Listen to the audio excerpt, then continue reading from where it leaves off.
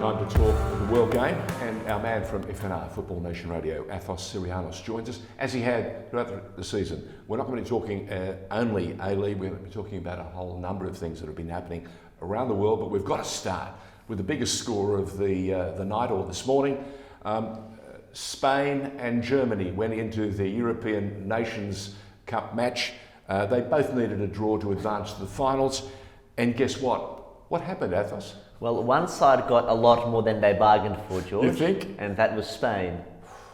They beat Germany, not 1, not 2, not 3-0. How many nil? 6-0. 6-0. Now, what does that mean for the German coach? He's been under fire, and he's got the troops, everyone says he's got the players. Do you think this could be the end of what has been a magnificent reign for the man that has led them to World Cups and European successes?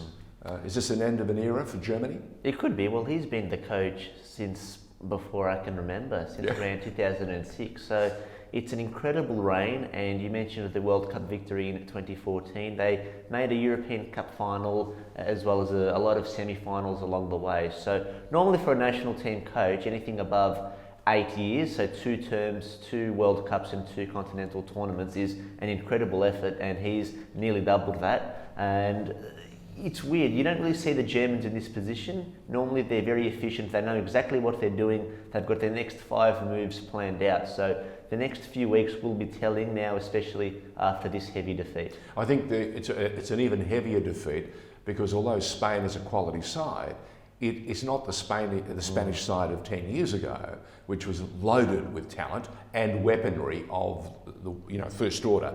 But to score 6 against Germany, that's almost humiliation.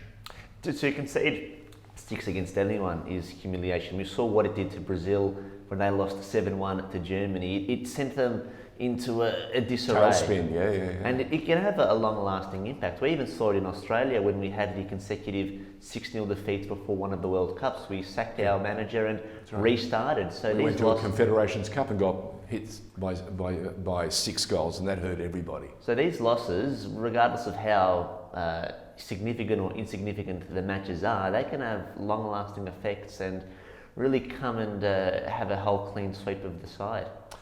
Portugal, a really good win over Croatia, another good side, 3-2. So again, Portugal showing that they're in that really rare space. They've got a quality team and they will be contenders.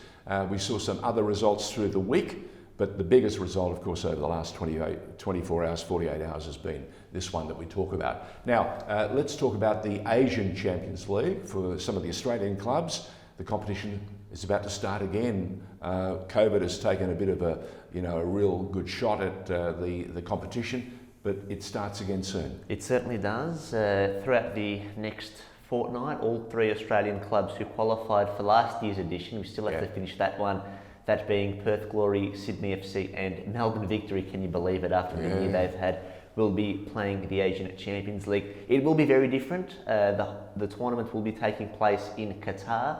The 3 Australian clubs actually were quite hesitant about going before the AFC came down and threatened them with a $300,000 fine and a potential 2-year suspension if they didn't end up going. So they've gone somewhat reluctantly. How they perform remains to be seen. Whether and they Qatar, play of course, is the venue for the next World Cup. It certainly is. So interesting times. What do you make? Who's in the prime position to play some good football of the Australian sides? Well, we've seen Perth Glory take a pretty strong side, as with Sydney FC. Sydney actually plays Aaron Moy's Shanghai team, so that'll be very interesting for many fans back home. Victory are a bit of an enigma. They've made quite a few new signings this off-season, a lot of players from the UK, from the lower leagues. And a new coach. And a brand new coach in Grant Brebner. So this is his first swipe at the cherry. Not quite sure what the team will look like, which players will be available, but they will be looking at this tournament as a good pre-season, because as we know, the season is only 5 or 6 weeks away. Now, there has been some disappointing news for Wellington, who have been marvellous throughout of last season, having to cope and bringing their whole squad virtually for 3 months and putting them in that bubble in New South Wales. What's the latest word? They're coming back to play, of course, for the new season. Their base will be Wollongong, which is the old Wolves ground. But I believe they've received a bit of a setback because they were hoping to launch their women's team, their WLeague side. That's What's correct. the word? So for the last 3, 4, 5 months, there's been a lot of momentum Wellington's way about them being the 10th WLeague team for the new season, and they hit quite a big hurdle when the FFA at the 11th hour reminded them that they can only have 4 to 5 New Zealand internationals. Now, this has caused a massive debate about what's in the best interest for Australian football and what's the best interests for the WLeague. So where there's a lot of frustration from Wellington's end is this is inconsistent with the rules for the A-League. So in the A-League, for their A-League side, they can have as many New Zealand internationals as they want.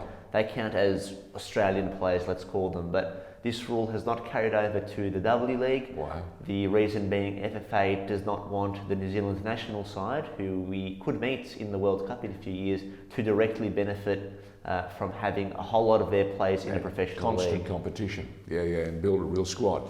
And just before we finish, the international break is just about finished now, as we said, with these results. So that means EPL season and the other competitions in Europe about to start. So a big weekend coming up. There'll be a few problems because COVID has hit, injuries have hit. It may affect some of the results of the weekend. Certainly. We know the clubs, even before COVID, weren't massive fans of the international break, and now that's certainly exacerbated. Players have to come back and in some cases quarantine, miss 2 or 3 weeks of football, which is not ideal, especially when you're a side in the Premier League like a Tottenham, who play Manchester City and have a really good chance of doing some damage at the top end of the table. They're, I think, equal first or second at the moment with Leicester. So in the Premier League and even in Italy and in Spain, where the competition is so tight, you want your best team out there at all times. And Liverpool, of course, compromised. They've lost Mo Salah to coronavirus. They have. They've lost Salah. Firmino hasn't been great. They've lost a few players down back, but thankfully for them, a Portuguese player by the name of Diogo Jota has been firing on all cylinders, so he's been a real shining light for them. Athos Sirianos, as always, thank you very much for talking the World Game. If you want to know more about what's happening in the world of soccer, the world of football, make sure you listen in. Download the app, FNR, Football Nation Radio. Very easy to do. And one of the men that you'll hear on the program throughout the week is Athos Sirianos, our correspondent. Thanks, George.